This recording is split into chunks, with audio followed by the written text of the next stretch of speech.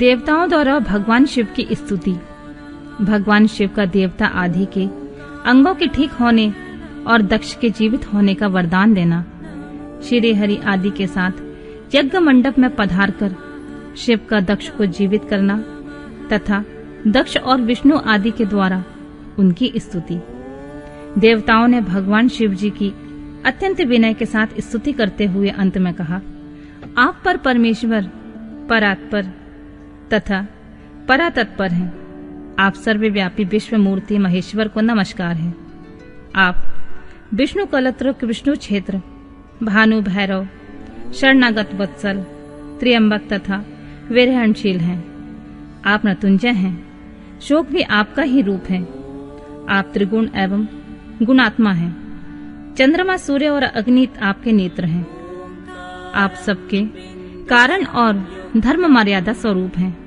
आपको नमस्कार है। आपने अपने ही तेजस्व से संपूर्ण जगत को व्याप्त कर रखा है। आप निर्विकार, प्रकाशपूर्ण, चिदानंद स्वरूप पर ब्रह्मा परमात्मा है महेश्वर। ब्रह्मा, विष्णु, इंद्र और चंद्र आदि समस्त देवता तथा मुनि आपसे ही उत्पन्न हुए हैं। चूंकि आप अपने शरीर को 8 भागों में विभक्त करके समस्त संसार का पोषण करते हैं, इसलिए अष्टमूर्ति कहलाते हैं। आप ही सबके आदि कारण करुणामय ईश्वर हैं। आपके भय से यह वायु चलती है। आपके भय से अग्नि जलाने का काम करती है।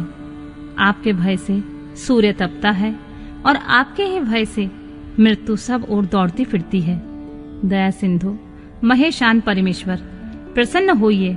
हम नष्ट और अचेत हो रहे हैं, अतः सदा ही हमारी रक्षा कीजिए। रक्षा कीजिए नाथ। करुणानिधि शंभु, आपने अब तक नाना प्रकार की आपत्तियों से जिस तरह हमें सदा सुरक्षित रखा है, आज उसी तरह आप हमारी रक्षा कीजिए।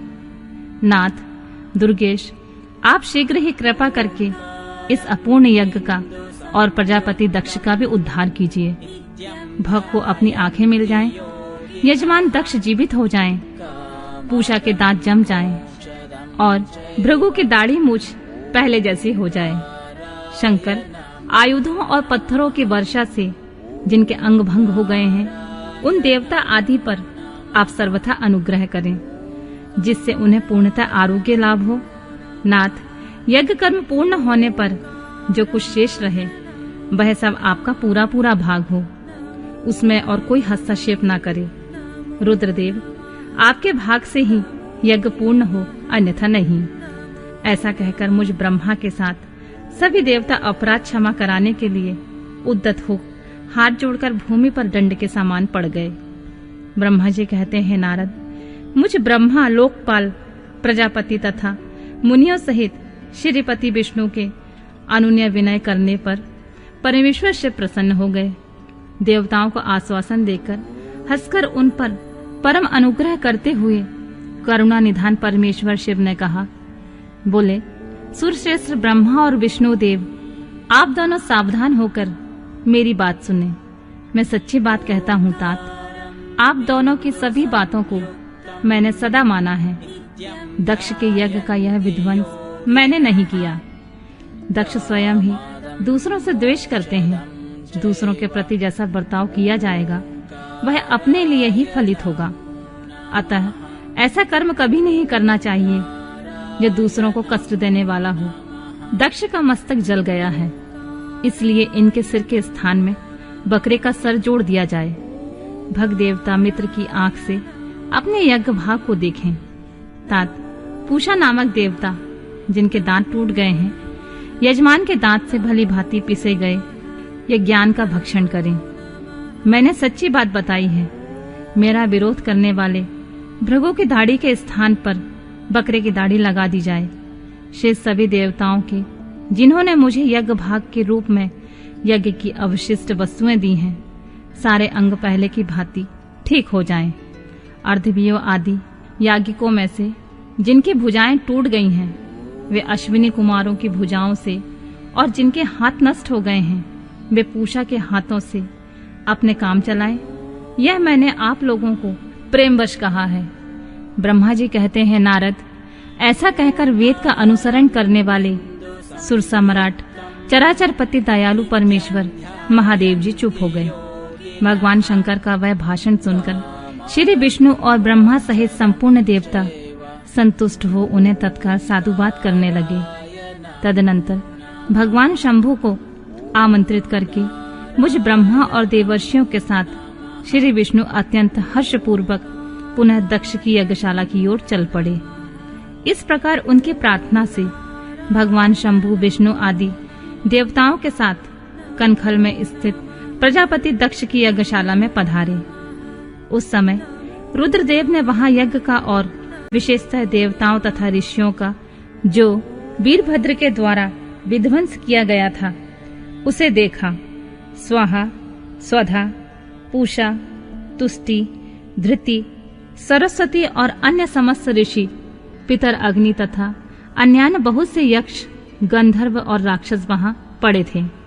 उनमें से कुछ लोगों के अंग तोड़ डाले गए थे, कुछ लोग के बाल नौच लिए गए थे और कितने ही उस समरांगण में अपने प्राणों से हाथ धो बैठे थे।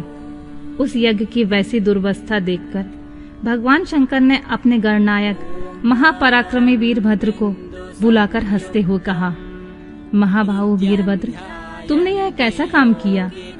तात, तुमने थोड़ी ही देर में देवता तथा ऋषि आदि को बड़ा भारी दंड दे दिया। वत्स, जिसने ऐसा द्रोहपूर्ण कार्य किया है, उस विलक्षण यज्ञ का आयोजन किया है और जिसे ऐसा फल मिला है, उस दक्ष को तुम शीघ्र यहाँ ले आओ। भगवान शंकर के ऐसा कहने पर वीरभद्र ने बड़ी उतावली के साथ दक्ष का धड़ लाकर उनके सामने डाल दिया। दक्ष के उस शव को सिर से रहित देखकर लोक कल्याणकारी भगवान शंकर ने आगे खड़े हुए वीरभद्र से हंसकर पूछा, दक्ष का सिर कहाँ है? तब प्रभावशाली वीरभद्र ने कहा, प्रभु शंकर, मैंने तो उसी समय दक्ष के सिर को आग में होम कर दिया था। वीरभद्र की यह बात सुनकर भगवान शंकर ने देवताओं को प्रसन्नता पूर्वक वैसी ही आज्ञा दी जो पहले दे रखी थी। भगवान भव ने उस समय जो कुछ कहा उसकी मेरे द्वारा पूर्ति कराकर श्री हरि आदि सब देवताओं ने भृगु आदि सबको शीघ्र ही ठीक कर दिया। तदनंतर शंभु के आदेश से प्रजापति के धड़ के साथ यज्ञ पशु बकरे का सिर जोड़ दिया गया।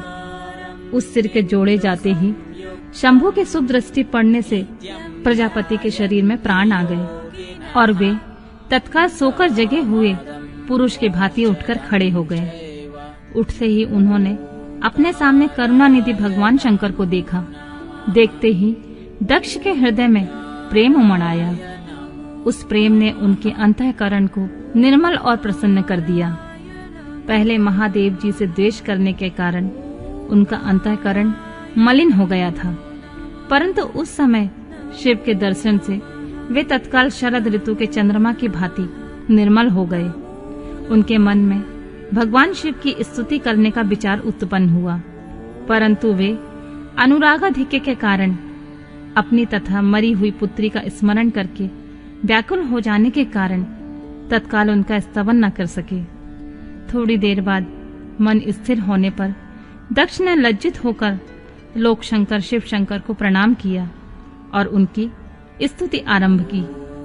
उन्होंने भगवान शंकर की महिमा गाते हुए बारंबार उन्हें प्रणाम किया और फिर अंत में कहा, परमेश्वर, आपने ब्रह्मा होकर सबसे पहले आत्म तत्व का ज्ञान प्राप्त करने के लिए अपने मुख से विद्या, तप और व्रत धारण करने वाले ब्राह्मणों को उत्पन्न किया था।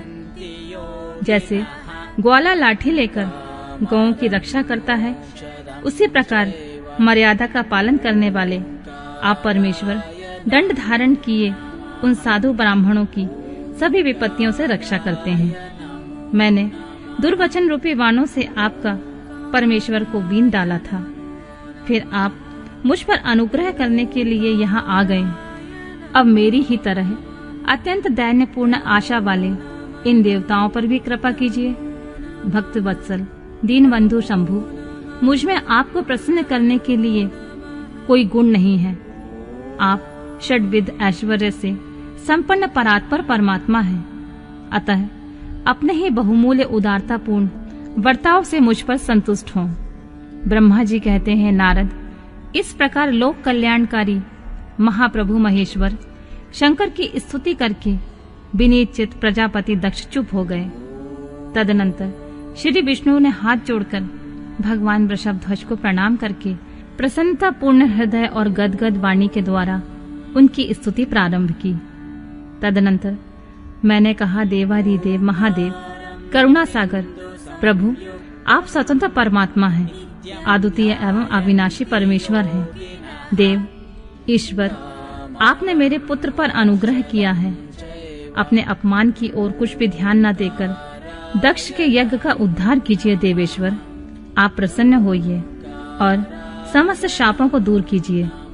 आप सज्ञान हैं, अतः आप ही मुझ कर्तव्य की ओर प्रेरित करने वाले हैं। आप ही अकर्तव्य को रोकने वाले हैं। महामुनि, इस प्रकार परम महेश्वर की स्तुति करके मैं दोनों हाथ जोड़कर मस्तक झुकाकर खड़ा हो गया। तब सुंदर विचार रखने वाले इंद्र आदि देवता और लोकपाल शंकर देव की स्तुति करने लगे। उस समय भगवान शिव का मुखारविंद प्रसन्नता से खिल उठा था। इसके बाद प्रसन्नचित हुए समस्त देवताओं, दूसरे सिद्धों, ऋषियों और प्रजापतियों ने भी शंकर जी का सहर्ष स्तवन किया। इसके अतिरिक्त उपदेवों, नागों, सदस्यों तथा ब्राह्मणों ने पृथक पृथक प्रणाम